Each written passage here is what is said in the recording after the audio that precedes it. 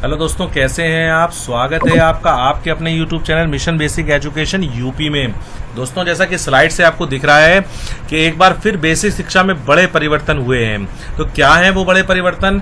इसमें जो time and motion study के आधार पर परिषदीय विद्यालय में शैक्षिक कार्यों के लिए समय अवधि निर्धारण कर दी गई है। आपके कार्य क्या है वो निर्धारण कर दिए गए हैं। उनका क्या शासनादेश है उसके बारे में हम लोग इस वीडियो में डिस्कस करेंगे। तो यहाँ पर क्या है कि टाइम एंड मोशन स्टडी के आधार पर परिषदीय विद्यालयों शैक्षिक कार्यों के लिए समय अवधि क्या है, उसके बाद क्या उसका शासनादेश है वो हम आगे आपको दिखाएंगे। विद्यालय के समय में परिवर्तन हुआ है, यानी ग्रीष्म अवकाश में क्या समय है, और उसके बाद आपका जो शीतकालीन अवकाश है उसमें क्या समय दे रखा है। ग्रीष्म अवकाश में कटौती करके शीतकालीन अवकाश की फिर वापसी हुई है। उसके बाद विद्यालयों में जो है आप 14 पंजिकाएं रहेंगी। बहुत ज़्यादा पंजिकाएं होती थी, उनको कम करके 14 कर दी गई हैं। तो अब क्या है और किसका ये आदेश है वो उसके बारे में हम लोग बात करते हैं। तो यहाँ पर ये जो हमारी अपर मुख्य सचिव है रेणुका कुमार जी, उनके द्वारा ये आदेश सभी जिलाधिकारी, मुख्य विकास अधिकारी, BSA और हमारे प्राचार्य जिला शिक्षा परियोजना समिति, इन सबको दिया गया है। इसमें टाइम एंड मोशन स्टडी के आधार पर शैक्षिक कार्यों के लिए समय अवधि एवं कार्य निर्धारण कर दिए गए हैं।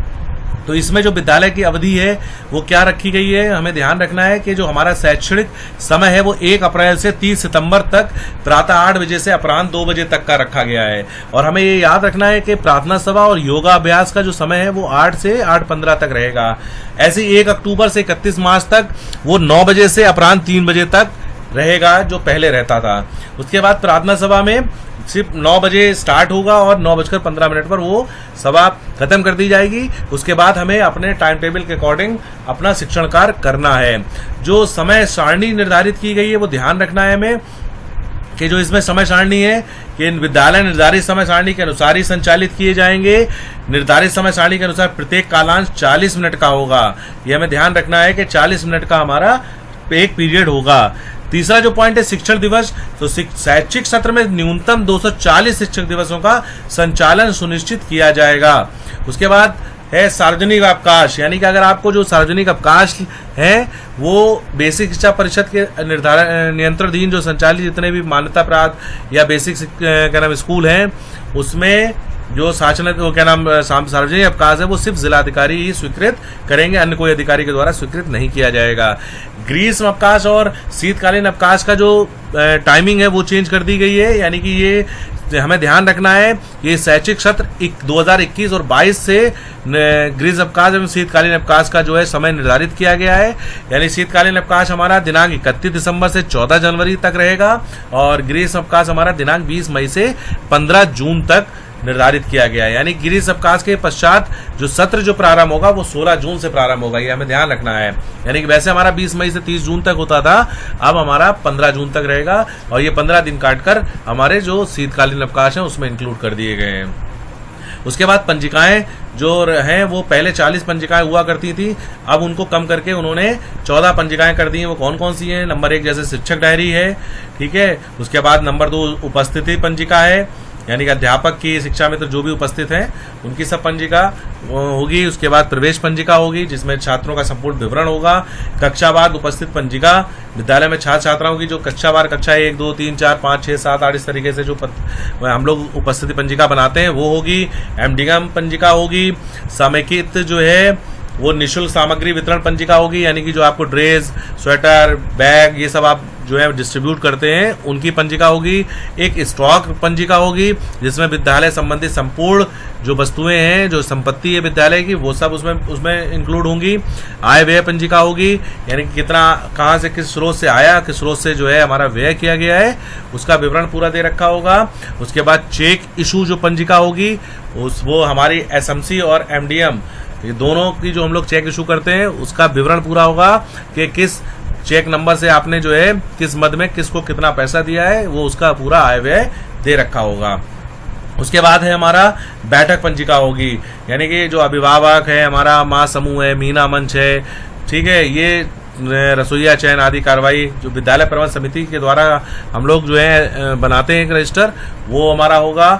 निरीक्षण पंजिका होगी, पत्र व्यवहार पंजिका होगी, बाल गणना पंजिका होगी और पुस्तकालय एवं खेलकूद पंजिका भी हमारे विद्यालय में उपस्थित होगी। यानी टोटल जो 14 पंजिकाएं हैं वो निर्धारित कर दी गई हैं। उसके बाद पंजिकाओं के प्रारूप पृथक रूप से परियोजना कार्यालय द्वारा उपलब्ध कराए जाएंगे। बहुत से प्रारूप जो है कि किस तरीके से जो है ऊपर आपको लेवल जो लगाना है उसके बारे में हो सकता है बहुत सी चीज़ें आपको परियोजना के द्वारा भी उपलब्ध करा दी जाएं। उसके बाद यहाँ पर अगर ऑनलाइन प्राप्त विवरण, जैसे मान लो हम लोग जो भी खर्च करते हैं तो हमें ये ध्यान रखना है कि जो भी हम ऑनलाइन डिटेल दें वो और हमारे जो रजिस्टर है जिसमें हम लोग आय व्यय का विवरण लिखते हैं वो सिमिलर होना चाहिए। ऐसा नहीं है कि हम वहाँ पर कोई सूचना दे रहे हैं और हमारे यहाँ विद्यालय में अलग कुछ नोट है, यानी कि अलग ज़्यादा एक्सपेंस है या कम एक्सपेंस है, जो भी है वो सेम होना चाहिए। जो सूचना हम विभाग को दें वो सूचना हमारे विद्यालय में भी मेंशन होना चाहिए रजिस्टर में। अब विद्यालय अवधि में शिक्षक वो कह रहे हैं क्या करेंगे, तो हमें ये ध्यान रखना है कि दीक्षा ऐप के द्वारा जो है जो भी उसमें टीचिंग्स बताई जा रही हैं, बहुत अच्छी अच्छी गतिविधियां हैं, उनको जो है टीचिंग प्लान बनाकर उन गतिविधियों के आधार पर जो है हमारे कक्षा शिक्षण को बहुत प्रभावी बनाना है। और हमें जो है शिक्षण संग्रह मॉड्यूल का जो है पालन करना है कि प्रार्थना सभा, उसके बाद ध्यान आकर्षण, ये सब चीज़ें जो हैं वो हमें बच्चों के अंदर अभिप्रेरित करना है। उसके बाद जो है इसमें स्पोर्ट्स और सांस्कृतिक कार्यक्रम जो हैं वो भी, उसकी भी समय सारणी है। उसके बाद यहाँ दे रखा है हमारा कि ये चीज़ें ध्यान रखना है कि छात्र छात्रा द्वारा अपेक्षित लर्निंग आउटकम प्राप्त किए जाने की तिथि को ही शिक्षक द्वारा प्रेरणा तालिका में प्रविष्टि की जाएगी और इसका माहवार जो प्रधानाध्यापक एवं एकेडमिक रिसोर्स पर्सन द्वारा अनुश्रवण एवं प्रमाणीकरण किया जाएगा। और हमें ये ध्यान रखना है कि मध्याह्न भोजन जो है उसकी टाइमिंग क्या है, तो 1 अप्रैल से 30 सितंबर तक जो है वो 10:15 से 10:45 तक है और 1 अक्टूबर से 31 मार्च तक जो है वो 11:55 से 12:25 तक रहेगी। यानी कि बच्चे जो एमडीएम खाते हैं उनका ये टाइमिंग दे रखी है। उसके बाद हमें जो है बच्चों को विषयवार और गृह कार्य देना है, बच्चों को संवैधानिक मूल्यों से अवगत कराना है, बच्चों को समाचार पत्र पत्रिकाएं पढ़ने के लिए प्रेरित करना है और उसके बाद बच्चों को आधुनिक टेक्नोलॉजी एवं कम्युनिकेशन के विधि आयाम जैसे इंटरनेट, ईमेल, कंप्यूटर आदि के माध्यम से अवगत कराते हुए अंदर वैज्ञानिक मनोवृत्ति का विकास करना है। उसके बाद जो है स्वतंत्रता एवं सम्मान के साथ भयमुक्त वातावरण के साथ उनको हमें पढ़ाना है। उसका शिक्षण अवधि में शिक्षक क्या ना करें, तो ये ध्यान रखना है कि अभी तक हम लोग बहुत से लोग जो हैं कि लिख के चले जाते थे पत्र व्यवहार में कि बैंक जा रहे हैं या प्रधान जी के पास जा रहे हैं या इस तरीके का जो भी था वो अब हमें नहीं करना है। यानी कि हमें विद्यालय अवधि में विद्यालय से नहीं जाना है जब तक, उसके बाद विद्यालय अवधि जब हमारा ख़त्म हो जाए उसके बाद ये सब कार्य करेंगे। अगर हमें कोई प्रॉब्लम्स है तो यहाँ पर जो है एक टोल फ्री नंबर दे रखा है, जैसे आपको अवकाश हेतु कोई आवेदन किया आपने, उसमें कोई दिक्कत आ रही है या और कोई समस्या है तो आप लोग टोल फ्री नंबर 180041900102 पर अपनी समस्या जो है दर्ज करा सकते हैं या फिर IGRS पोर्टल पर भी शिकायत दर्ज करा सकते हैं। उसके बाद जो हमें ये ध्यान रखना है कि जब हम लोग शिक्षण अवधि से 15 मिनट पूर्व विद्यालय में आएंगे और जो हमारा समय है उसके बाद 30 मिनट तक विद्यालय में रुकेंगे, उसके बाद निकलेंगे हम लोग। यहाँ पर लिखा हुआ है शिक्षण अवधि से 15 मिनट पूर्व विद्यालय में उपस्थित होंगे एवं शिक्षण अवधि के पश्चात न्यूनतम 30 मिनट उपस्थित रहकर पंजिका तथा अन्य अभिलेख अद्यतन करेंगे एवं आगामी दिवस की कक्षा शिक्षण की रूपरेखा निर्मित करेंगे। तो ये हमें ध्यान रखना है। उसके बाद उन्होंने शैक्षिक पांचांग जो साप्ताहिक कैलेंडर है उसका हमें 100% अनुपालन करना है। तो ये इस तरीके के मॉडल पेपर के अनुसार बच्चों का बेसलाइन सर्वे करना होगा, जिसमें जो आपकी ध्यानाकर्षण मॉड्यूल में 18 तकनीकियाँ दे रखी हैं वो उनके बारे में हमें जो है रिमीडियल टीचिंग संचालित करना होगी। इसका मुख्य उद्देश्य जो होगा वो ये होगा कि जिन बच्चों द्वारा अपेक्षित अधिगम स्तर प्राप्त नहीं किया जाता है उन्हें अपेक्षित अधिगम स्तर प्राप्त कराते हुए मुख्य धारा से जोड़ा जाएगा। मतलब बहुत से बच्चे जो है वो पिछड़ जाते हैं कक्षा में, अगर वो कक्षा 3 में है तो उन्हें जो है नहीं आता है कक्षा 3 का, तो वो जो है हमें ये ध्यान रखना है कि हम उनको कक्षा ध्यानाकर्षण मॉड्यूल या जो 18 तकनीकियाँ दे रखी हैं उनके माध्यम से ध्यानाकर्षण क्लास लगाकर हम जो है उनको जो है उनका अधिगम स्तर सही करेंगे और उनको उस मुख्य धारा से जोड़ेंगे। जैसे कक्षा 3 का बच्चा है तो कक्षा 3 में वो कक्षा 3 की जो भी इंफॉर्मेशन है वो पढ़ने लगे, यानी कि जो आपका सिलेबस है वो पढ़ने लगे। तो ऐसे कक्षा शिक्षण में 3 हस्त पुस्तिकाएँ दे रखी हैं आपको, आधारशिला, शिक्षण संग्रह, ध्यान आकर्षण, ये सब जो है दे रखा है। तो वो भी आपको मालूम होना चाहिए कि उनका अच्छे से स्टडी करना और उनके अकॉर्डिंग ही आपको कार्य करना है। उसके बाद प्रत्येक सप्ताह जो है बच्चों का यूनिट असेसमेंट टेस्ट होगा उसका मूल्यांकन जो है वो किया जाएगा। कक्षाओं की अवधारणा बदलने के लिए मतलब हमें जो है अपने कक्षा में प्रिंट रचित वातावरण बनाना है, पोस्टर हैं, चार्ट हैं, गणितीय अवधारणाएं हेतु ये इस तरीके का जो मटेरियल किट आप प्रयोग में लाई जाएगी। हो सकता है भौतिक किट सामग्री आपको परियोजना से भी प्राप्त हो जाए, तो ये ध्यान रखना है। तो हमें अपने कक्षा को बिल्कुल प्रिंट रचित वातावरण के अनुसार पढ़ाना है। बच्चों को आपस में चर्चा परिचर्चा करके जो कठिनाइयाँ अनुभव हैं उनको साझा करना है। और बच्चों को बहुत से सांस्कृतिक कार्यक्रम हमें जो है कराना है, जैसे कविता पाठ, भाषण, निबंध, लेखन, कहानी लेखन, अंताक्षरी, इस तरीके से कुछ गतिविधियां भी हमें कराना है। ये इस तरीके से उसके बाद जो है अनुश्रवण होगा, वो आपका एक सब जो आपका ARP है वो आपके सिर्फ सपोर्टिंग सुपरविजन का कार्य करेंगे। डाइट मेंटर और ARP, ठीक है, उनका कार्य जो है निरीक्षण का नहीं है, वो निरीक्षण नहीं करेंगे। वो आप अगर उनसे कोई हेल्प चाहेंगे तो हेल्प आपकी करेंगे। और कक्षा अवधि में शिक्षण अवधि बढ़ाने हेतु हैंड होल्डिंग सपोर्ट दिया जाएगा। यदि सपोर्टिंग सुपरविजन के समक्ष शिक्षकों द्वारा किसी समस्या से अवगत कराया जाता है तो विकासखंड एवं जनपद स्तरीय अधिकारी से समन्वय स्थापित करते हुए समस्या का निराकरण सुनिश्चित कराया जाएगा। उसके बाद जो है विद्यालय समय सारणी, शिक्षण अवधि, शैक्षिक पाठ्यांक को लागू कराने एवं पंजिकाओं को अद्यतन किए जाने का उत्तरदायित्व प्रधानाध्यापक का होगा। ठीक है, ये सब चीज़ें जो हैं दे रखी हैं। प्रत्येक माह के चतुर्थ शनिवार यानी कि अवकाश की दशा में अगले कार्य दिवस में विकास खंड पर विद्यालय अवधि के पश्चात निर्धारण एजेंडा पर प्रधानाध्यापकों की 2 घंटे की बैठक आहूत की जाएगी। जो बैठक वो इसलिए होगी कि आप यूनिफॉर्म वितरण से संबंधित है, यानी कि निःशुल्क पाठ्य पुस्तक से संबंधित होगी, मध्याह्न भोजन से संबंधित होगी। इस तरीके के मतलब बैठक जो है प्रधानाध्यापक के साथ की जाएगी, जो खंड शिक्षा अधिकारी द्वारा की जाएगी।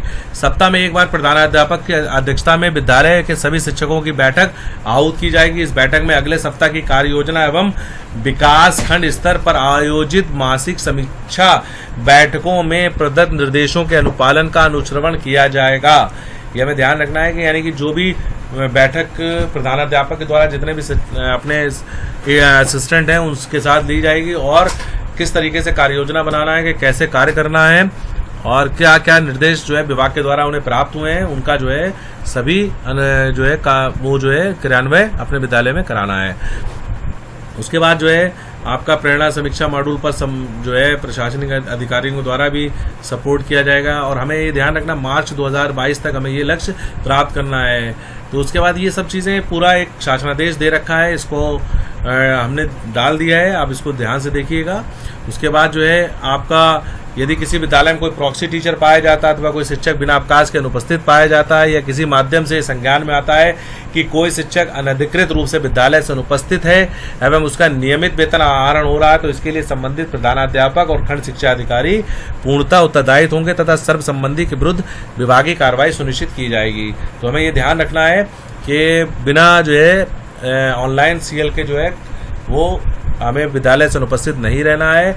और अगर कोई शिक्षक निलंबन हो जाता है तो ये उन्होंने कहा है कि प्रत्येक दशा में 1 माह के अंदर ये सब चीज़ें पूर्ण कर ली जाए, जो भी जांच प्रक्रिया वो पूर्ण कर ली जाए। अगर ये प्रक्रिया पूर्ण नहीं होती है तो इसके लिए बेसिक शिक्षा अधिकारी और खंड शिक्षा अधिकारी उत्तरदायित्व होंगे।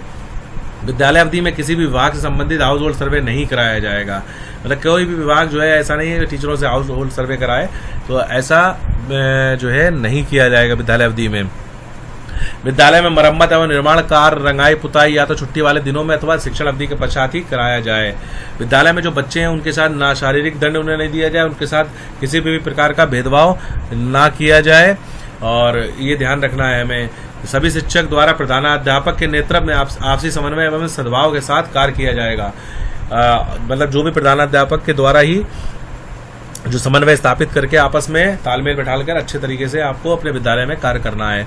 किसी भी तरह के भेदभाव, जातिगत धार्मिक भेदभाव के प्रसार की स्थिति में उत्तरदायित्व निर्धारित करते हुए कठोर कार्रवाई सुनिश्चित की जाएगी। तो ये ध्यान रखना है कि ये मतलब जो जितने भी मतलब पॉइंट दे रखे हैं इनका कठोरता से अनुपालन किया जाएगा। और ये आदेश जो है हमारे रेणुका कुमार जो अपर मुख्य सचिव है उनके द्वारा है। दोस्तों आज का वीडियो इसी पर आधारित था। तो ये जितनी भी जो शासनादेश है इसमें जो भी बातें कही गई हैं उन सबका जो है अनुपालन हमें करना है। तो बस इसी पर आधारित था आज का वीडियो। धन्यवाद दोस्तों, धन्यवाद।